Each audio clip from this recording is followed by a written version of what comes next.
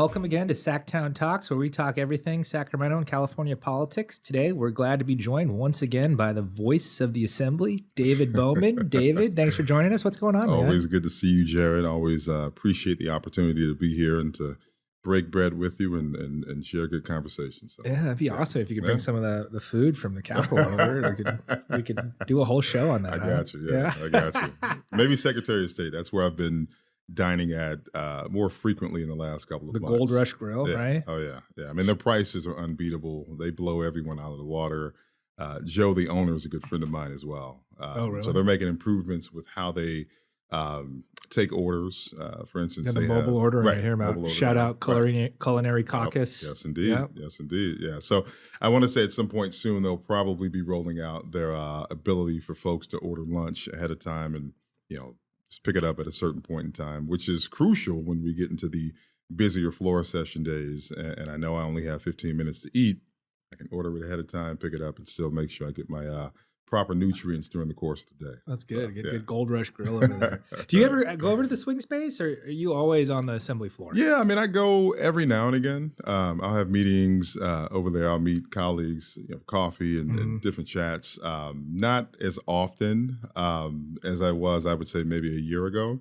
I jokingly say that the swing space was created in an effort to force us to get our steps during the course of the day. So if you have meetings in the swing space and then back over in the Capitol, you're constantly walking all day back and forth. Right. So on days like today, which we were talking before we came on, when it's hot, as hot as it is today, I don't typically try to leave the Capitol too often, right? Unless I have to. But yeah, so I do go over like I said, every now and again, but not as often as other staffers or members. It's interesting. So like your floor unit, you guys are your own unit, and then like committees, and they have each committee secretaries, right? So do you ever cross over? You ever fill in for like a committee, or is that possible? Question. Yeah, no. So no, I do communicate very regularly with a lot of the committee secretaries, just given their role during the committee hearings when they're calling members names, calling roll. Sometimes there's questions of pronunciation of members' names, things of that nature. So I am in pretty regular contact with some of the committee secretaries. Carla Taylor. Big shout out to Carla Taylor, who's the committee secretary for appropriations. Her and I talk very regularly just because she's a perfectionist. I'm a perfectionist. And so when she's calling the roll in committees, appropriations, which is one of our bigger committees, she always wants to make sure she's ahead of the game in terms of making sure she has members' names pronounced correctly and things of that nature. So it's funny. Yeah. Appropriations is big, huh? It's huge almost committee. Yeah. But to your other question, yeah, no, I don't ever fill in for committee secretaries. Although that would be, I guess, pretty cool. You should job staff, right? Substitute, every now and again, right? Yeah, man. So you wanted to come on and talk a little history about the legislature and kind of the building. I guess it's kind of interesting. The building's going through this huge renovation now, and yes, what year was that building built? Like what? So, and that's a good question. We get visitors all of the time that come in, and everyone always has questions about just the landscape of the Capitol, right? Like, when was the building built? Has the Capitol always been, or has the legislature always been a full-time legislature, et cetera? And so I always love learning and really sharing information with regard to the history of the institution. To your question, the building itself was built they started construction in 1860, but I want to take a step back because a lot of folks may not know the Capitol was not always in Sacramento. In fact, we've had folks come in recent months that declare Monterey was the first capital of California, and in fact, it was not. It was the capital of California. Wasn't it like Benicia or something like that? Right. Well, the first capital was San Jose. So Monterey was the capital of California before California became a state before it was admitted as the 31st state in the Union, September 9th, 1850. So when it was under Mexican rule, Monterey was the capital. Once it was admitted, California, into the Union, San Jose was designated as the first capital, and then Vallejo, and then Benicia, and then Sacramento was permanently named the capital in 1854 before temporarily relocating to the Merchant Exchange Building in San Francisco January of 1862, due to the flooding that occurred that year. It was a record number of rain and flooding. And so it temporarily moved there before permanently coming back to Sacramento. The construction on the building started 1860, finished in 1874. However, the first time the legislature met in the chamber was 1869. So I always say it's analogous to when I got the keys to my first apartment. I was so eager to just have my own place that I slept in the first night with no furniture. And so the legislature moved into the building, the Capitol building, 5 years before it was complete.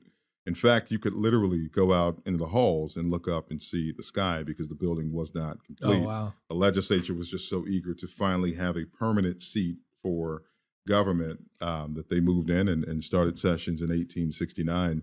A cool story that I shared with some students the other day in regards to the construction of the building, the supervising architect, Reuben Clark, who was someone that was obsessed with this idea of creating the world's most beautiful capital. And he promised the legislature at the time that he could finish this building in 2 years at a budget of $500,000. Legislators were skeptical. The media at that time, newspapers were writing because they were skeptical about these figures and this number. And so Reuben Clark, in an effort to build this beautiful state-of-the-art Capitol by 1860 standards, became so obsessed with this idea that he was admitted into a Stockton insane asylum, a mental institution. True story.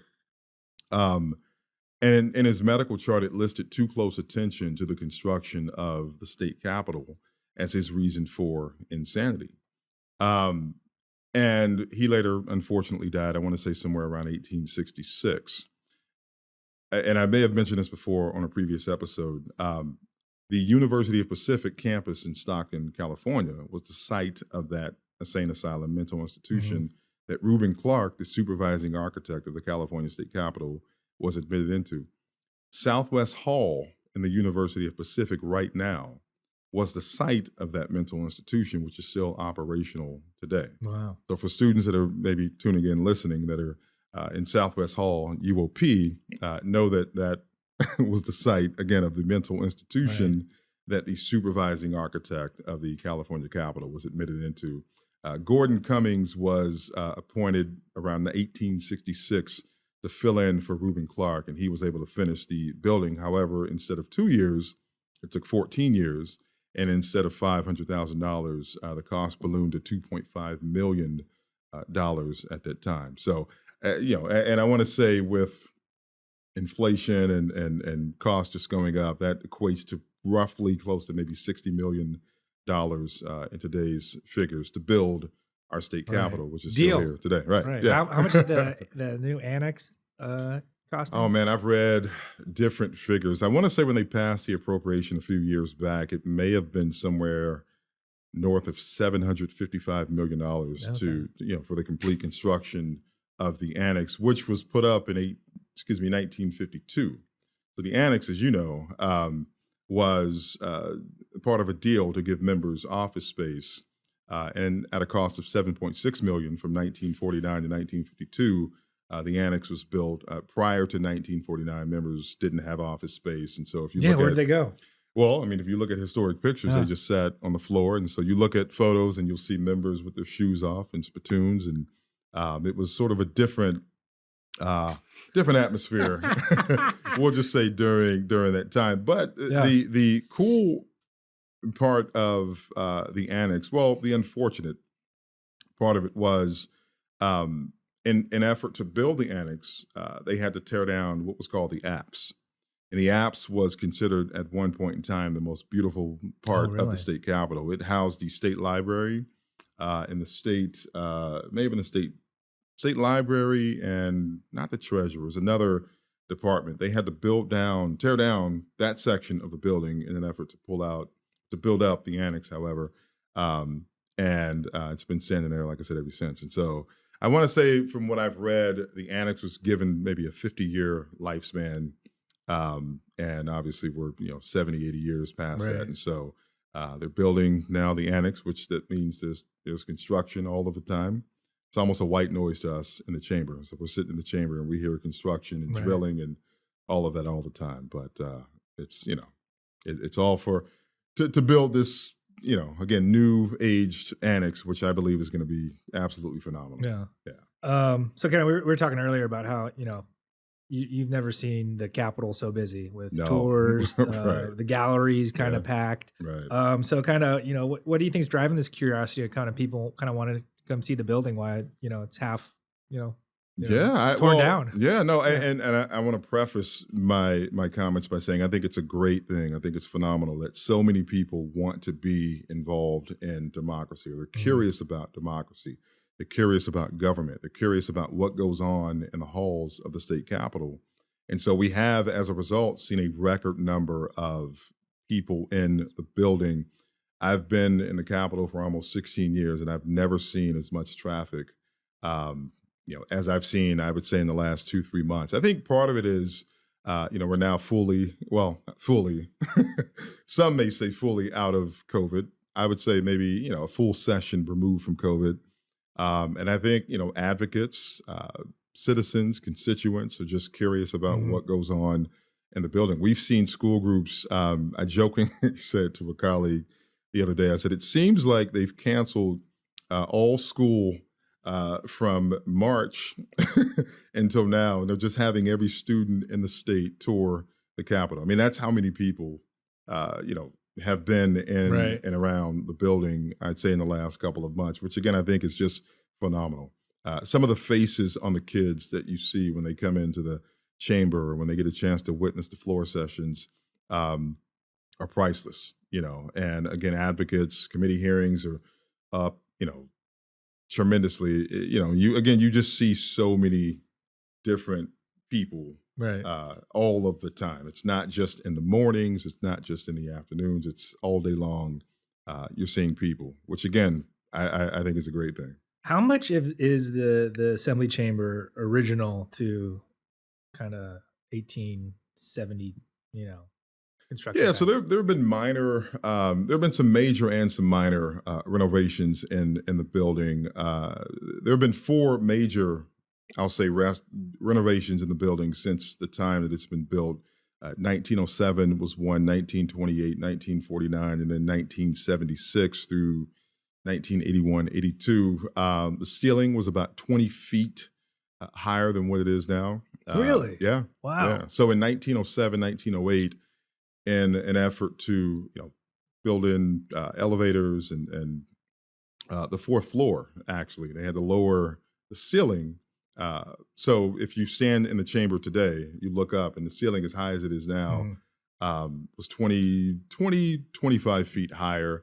The way the designs are, I mean, the speaker's rostrum is, the reading clerk post, where I stand during floor session. There have been some minor changes to that. The assembly desk, there have been some minor changes to that. But again, the major restoration came in the 70s, 1976, 1981. That was when they tore the building down, not tore it down, but gutted it to the dirt, brought in artisans from all over the world to restore it back to its original form. And what many folks don't know is there was actually talks of tearing down the Capitol building as we know it today. In fact, in the wasn't there a time when like the dome wasn't open, right, and they had to like open it, right? open Yeah, it, I can't think of the year off the top of my head, but in an effort to again restore the building to what we know it as today, and there was actually first Senator Randolph Collier. He was a senator from the up north. He served for a very long time. Actually, he pushed this idea of having a twin tower high-rise concept for the state legislature. So in other words, you'd have a high-rise building for the Senate, a high-rise building for the Assembly. That didn't really gain the traction I suspect he wanted it to. And then the other plan was to keep the building as we know it open, but just as a museum, and build a state-of-the-art Capitol by 1976 standards right next to it. The third option, which was the option that the members ultimately settled for, was just to restore the original building, restore the building to its original form, which they appropriated $68 million to do. At the time, it was the most expensive project in the Western Hemisphere. again, as to what we know it today. That took place from 76 to 81, 82. And during that time, the legislature met on the east steps. So they built temporary chambers for the Senate and the Assembly to still meet, convene, and handle their business, which, now, so you go in the Capitol now, what you see is, from that restoration in the 1970s, which again is just beautiful. And in doing that, there's all these different anomalies throughout the building that folks come in and ask about. For instance, there's a gargoyle grotesque in the assembly chamber that folks will come in and ask. We'll have 4th grade, 5th grade students come in, and everyone's heard about the gargoyle or grotesque. Apparently, gargoyles go outside, grotesques go inside, from my understanding. But we'll have folks come in, and we want to see the gargoyle. We want to see the gargoyle. There's also, I want to say in the Senate chamber, there's maybe a pig's head, if I'm not mistaken. Oh, really? I could be off on that. There's a tile that's turned opposite direction on the second floor rotunda. One of the desks in the assembly chamber, I think it's Assembly Member Petrie Norris's desk, is the only desk of the 82 technically desks that are in the assembly that has colored eyes. All of the other desks have eyes that are just, they blend in with the What do you mean? wood. What do you mean they have eyes? So, colored eyes. So they're grizzly bears on the front of the desks and all of the desks that are in the assembly chamber. But again, I want to say it's cherry wood. Again, I could be off. But the eyes of the grizzly bear are just the same color as the desk. Assemblymember Petrie Norris's desk, and perhaps members or folks are listening to this, they may want to come in and check it out. The eyes of the grizzly bear on her desk actually have, I think it's like a bluish, maybe even like a whitish color to them. So folks will come in and we'll show them that, and everyone gets excited, because these different anomalies that folks left throughout the building. My understanding is you couldn't sign your name on the building, and so the way artisans would leave their mark, so to speak, was they would leave these different anomalies throughout the building that folks happen to stumble across, and they're here 40 years later. Why are there 82 desks? So it's a good question. There are 80 members, 82 desks. The 2 desks that are retired in the assembly chamber. I always say the analogy I use is sports teams retire jerseys. And the assembly retired 2 desks. Those 2 desks that are retired are for 2 former speakers. The first is Jess Unruh, who served from Speaker of the Assembly from 1961 through 1968. He later became the 12th treasurer of the state between 1975 and 1987. Unfortunately, he passed in 1987. And he made the full-time legislature. He was the author, not the author. Full-time staff. Right, a proponent of the legislature becoming full-time. Prior to 1966, we were a part-time legislative body, and through the passage of Proposition 1A in 1966, we became full-time. He was he was known as Big Daddy Unruh. He was a larger man, and someone that really he was held in really high regard in the building. And then the second desk that's there is for Willie Brown. Everyone knows who Willie Brown is. He was Speaker from 1980. He resigned in June of 95, became mayor of San Francisco from 96 to 2004. And just turned 90 years old. It just turned 90 years old, right? And still has the best memory of anyone I've ever The best stories. Met. Oh, yeah. Best stories, best memory. So those 2 desks sit in the Does Willie ever chamber. come sit in his desk? I have not seen it. He was in the last time he was in the chamber was, it may have been 5, 6, 7 years ago. And he gave a speech at the speaker's rostrum, but he did not sit in his desk. Do you have any good Willie stories you remember about the chamber or anything in there? You know what? I mean, I think everyone has Willie Brown stories. Which stories can you share are the questions. I think, he was just someone that really taught me a lot about, preparation and understanding the rules that govern the California legislature. When you understand the rules and the procedures that govern what happens to legislation in the legislative process, you become so much more invaluable to the institution. And I may have shared this before, maybe not, my introduction into politics, the reason I decided to go into politics was because of Willie Brown. I was 10 years old. I was on a field trip at the state capitol. And I was so I thought, the cool kid whose my mom worked in the state Senate for a number of years. And I took some of my buddies upstairs and saw my mom, and she says, "I want to introduce you to someone." And I'm 10 years old, so my attention span is that of a 10-year-old. What year is this? This is 1993. 93. Okay. And so she goes in. Right after he was in Godfather 3. Yes. Not a lot of people Peak know that, Willie Brown. right? Yeah. So she goes in, she comes out, out comes Willie Brown, who for me I thought was this towering figure. And in reality, I mean, he's not, he's Speaker Brown, not to put you out there, but he's probably about maybe here. Right. Two things I remember very clearly about that interaction that day. One, he had the most incredible suit I'd ever seen in my life. And at 10, I didn't really understand fashion, right? But I understood how amazing the suit he had on. He had a hat and this pinstripe. I believe it was a brown suit, like maybe, tan pinstripes, just a phenomenal suit. So I remember the suit. And then I just remember feeling a sense of, almost like, wow, like what could I do to position myself to be in a place where I can dress like him and work in this phenomenal building? And so when we left the Capitol that day, I told my mother, I said, I know what I want to do when I grow up. And as any mother would say, what do you want to do? Sky's the limit. You can do whatever you want.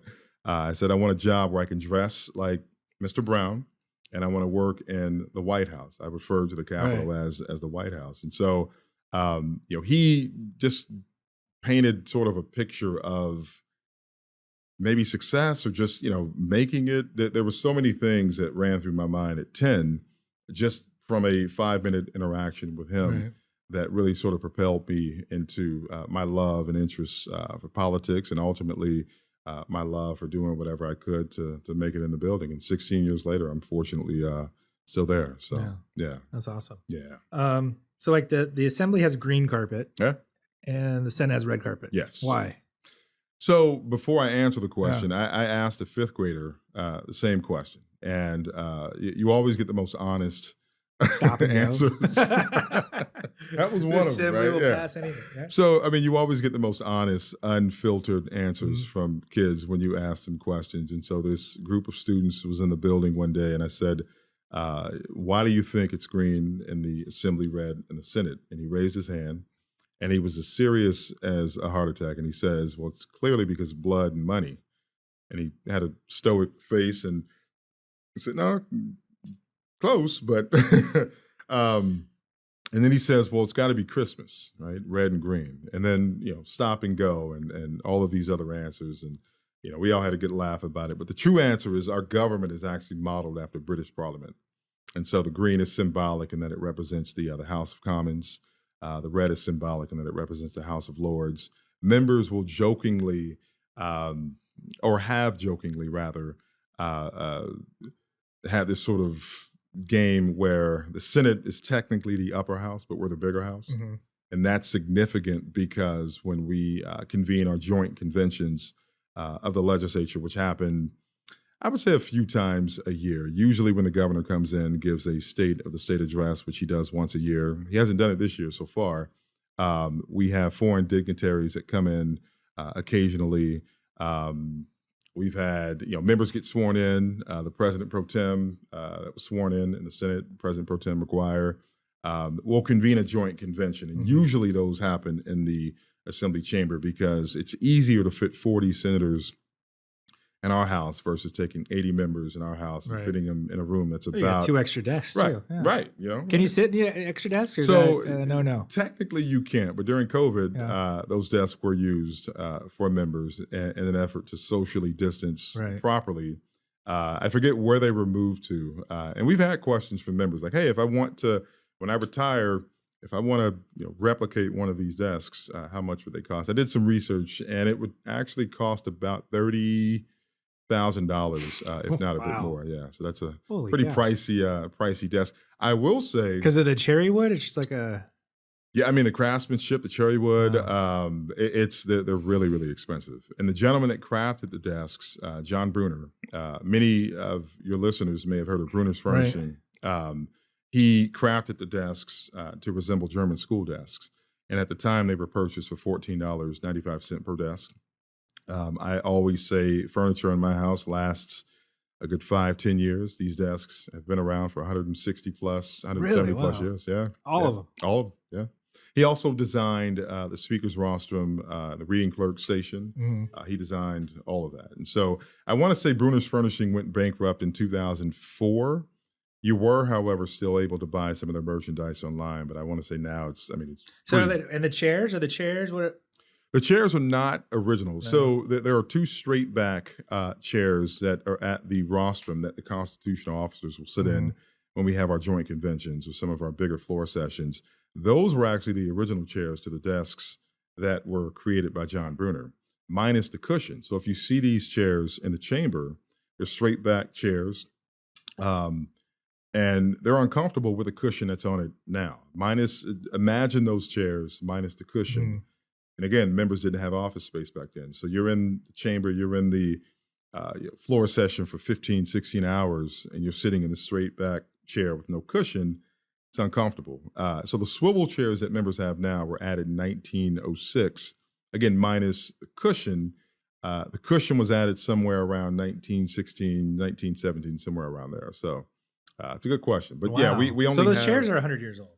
chairs, yeah, Wow. yeah, over 100 years old. Yeah. So it's And what can you keep in your desk? How much space you got in oh there? man, I mean it's I would say it's equivalent to what you and I would remember our school desks. Yeah. In You could terms fit a of bunch like of textbooks in there. oh if you want. yeah. Well, I mean you'll see. So we don't look in members' desks. There are occasions Can where they lock them? they can, yeah. So the Okay. sergeants will lock them. Our office has a master key in the event that a member needs to get in their desk and maybe a sergeant isn't available. And so there have been times where a member may come up and ask to have their desk unlocked. And so I'll unlock it and, slightly open it to make sure it's unlocked. And you'll see candy and, just different things. It looks a lot like my desk, again, when I was in elementary school, where I just had stuff everywhere, man. Yeah, I just papers, yeah. candy, have to clean it paper, up. right, little notes and things of that nature. Yeah. So, So the speaker picks where everyone sits, right? correct, yeah, And he moves people. yeah. So who Oh, yeah. moves when you move your desk? You got to clean your desk out. You gotta clean Who it does out. that? Yeah, so the sergeants will come and they'll oftentimes help members to relocate if and when that happens. The speaker, as you mentioned, does decide where members sit in consultation with the minority leader as well. Usually, members of leadership will usually sit in the front. So the majority leader, Andrea Curry, sits right in the front. The Republican leader, James Gallagher, up until can't remember the exact month, but his desk was in the front. Historically, the minority leader's desk has been essentially right next to the majority leader.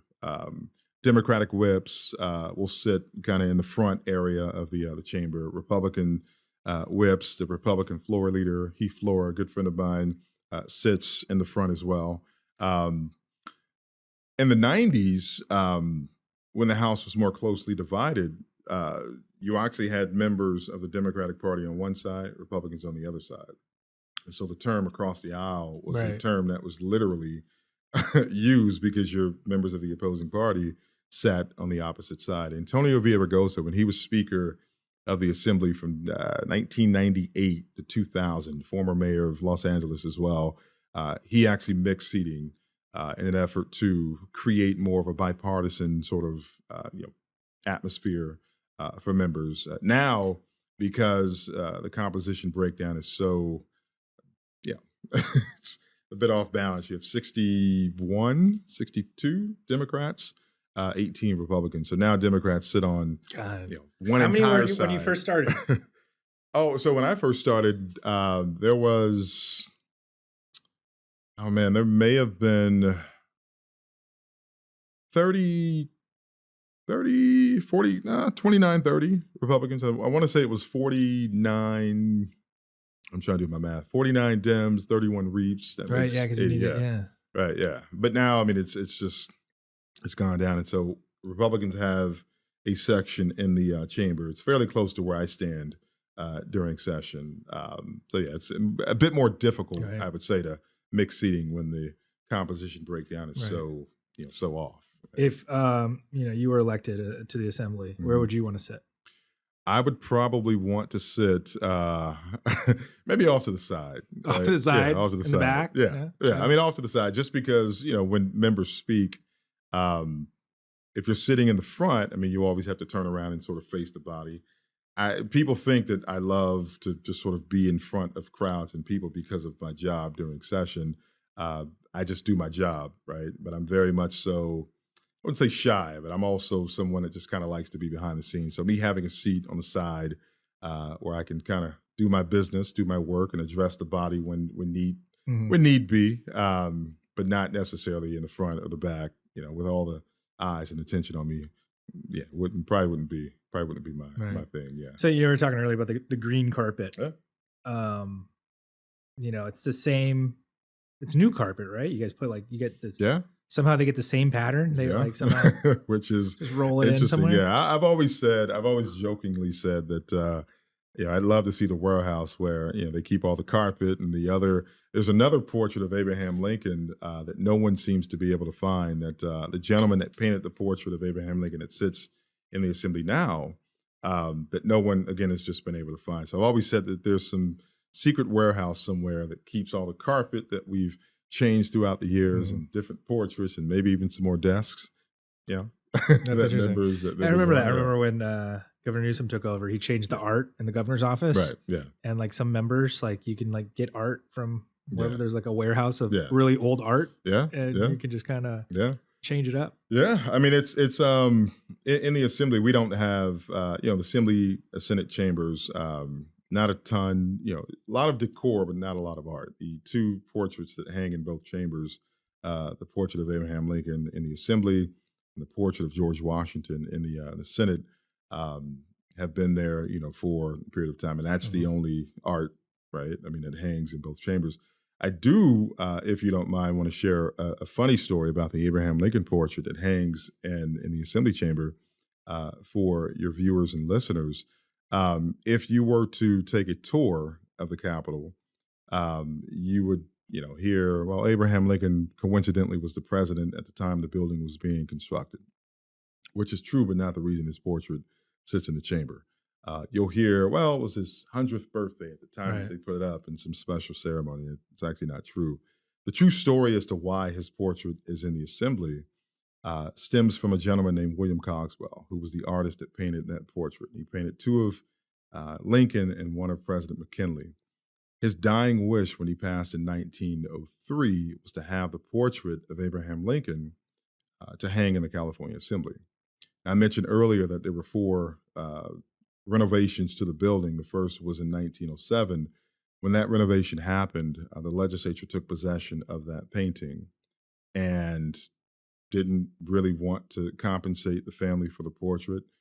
Cogswell's estate initially asked for $3,000 to keep the portrait, just compensate the family fairly for Right. it. His estate didn't have a lot of money. The legislature balked at that number and didn't really want to pay for the portrait. This is a true story. William Cogswell's daughter, Louise Harvey, I believe her name was. She was 15, 16 at the time. She began showing up to Senate floor sessions wearing all black to protest and intimidate the legislature into paying their estate for the portrait that her father had painted. There's a news article that we have that I have on my PC at work, and it in title says "Lady in Black haunts the Senate," which was William Cogswell's daughter showing up again at the Senate floor sessions. After some time, the legislature finally appropriated $1,700 to officially purchase that portrait that now hangs in the Assembly chamber. So, for all of the history buffs out there, Chapter 265, Statutes of 1908, is where you can find more information about the purchase of that portrait that now hangs in the Capitol. And a quick story about the Washington portrait: that is the oldest artifact that is in the state capitol. The legislature's had possession of that painting since 1854. And in fact, former Speaker John Bigler enlisted a group of men to run into the burning courthouse to retrieve that portrait. Wow. It's in the Senate right now. I always say why he was willing to risk his life for the George Washington portrait. I can't speak to, but apparently it had some sentimental value to him. And so, so those two portraits is some cool history and some, as to why they're hanging where they are now. So you'll be watching floor session, and all of a sudden they'll go to caucus. Right. What do the caucus rooms look like? Can you take us into kind of areas that we've never seen or don't even know?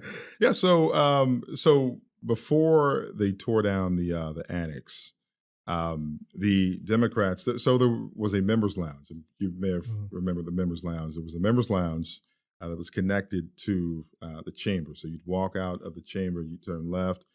There was a sergeant's office right there, and right down that hall, there was the members' lounge. Is that where like lobbyists could go in and talk to people, or so lobbyists weren't allowed in the members' lounge? Right. Members' lounge was really just sort of a which is still used for the same purpose today. Members should get snacks, coffee, things of that nature. Of either house, Republican or Democrat, you can. Right. Well, so the Democrats when they would caucus. Since I've been in the building, Democrats would usually caucus in the members' lounge. At that time, the Republicans would caucus in the Rules Committee room, which is adjacent to where the members' lounge was. I forget the name of the. I'm trying to think of the name of the Rules Committee room at that time. Can't think of the name, but Republicans would caucus, Rules Committee, Democrats would caucus in the members' lounge. Now, it's been a while since we've caucused, but Democrats will still caucus in the members' lounge. Republicans may caucus Willie Brown Conference Room. I mean, it always just sort of differs. They don't caucus obviously together. And so, like I said, pre-annex being torn down, Democrats members' lounge, Republicans Rules Committee. Now, like I said, Democrats and members' lounge, which is a connection of the Speaker's office. Well, it used to be the Speaker's office. Now they've converted it into, which is actually really cool. They have the TVs in there and chairs, and so members eat lunch in there. It's a really nice setup. Really nice setup. Yeah. As you said, you got tour groups coming in all the time. You hear the tour guides telling stories all the time. Yeah. Maybe you've taken the tour yourself. Yeah. What is the coolest thing you ever heard from a tour guide about the Capitol? Oh man. So I've taken the tour before, but I also do a lot of research and reading and just understanding some of the nuances in the building, some of the cool stories. I would say the coolest story that I've come across or heard was probably that of the Reuben Clark story I shared earlier. Just, because a lot of folks don't really know. And actually recently I've discovered that John Sutter, whose portrait actually hung in the state assembly prior to Abraham Lincoln, he owned the land that the Capitol now sits on. So John Sutter, as we all know, is known as the founder of Sacramento. Whether that's true or not I'll leave that for the historians to spell that out. But he actually sold the rights to the land that the Capitol now sits on for $1. Wow. Yeah, with the condition that the State House for government was built on that land. So those are cool stories that you kind of hear about. Like I said, the Reuben Clark connection. There's also some unfortunate stories that many folks don't really know about. For instance, there was a story in the 1940s, I believe, where you had a lobbyist that actually began stalking a young Senate staffer and actually ended up, unfortunately,